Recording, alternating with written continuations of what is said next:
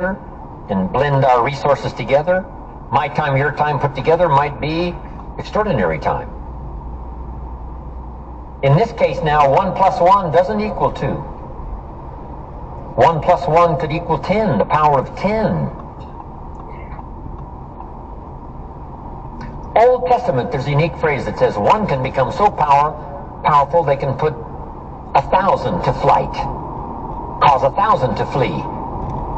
If two get together, they can cause 10,000 to flee, giving us that idea that 1 plus 1, in terms of potential power in blending talents and skills and purpose, could multiply the power not by 2, but by 10.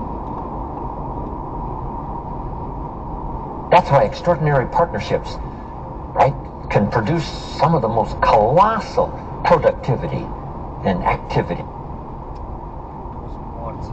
I call leadership the challenge to activity and business structure and all kinds of unique things. Two together. It doesn't take that many, right? Jesus only had 12.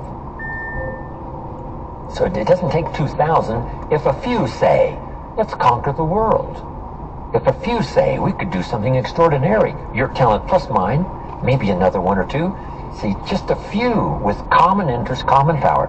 But the whole key is you start that potential by building a bridge of understanding each other, identification, okay?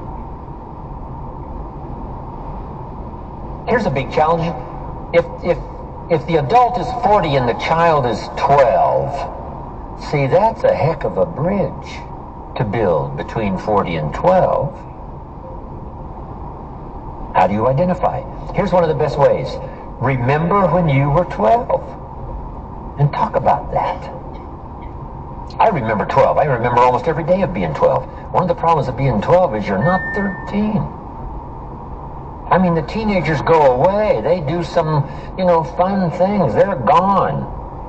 If I heard it once, I heard it 100 times. You're only 12. I said, wow, I'm stuck here. It's like being stuck.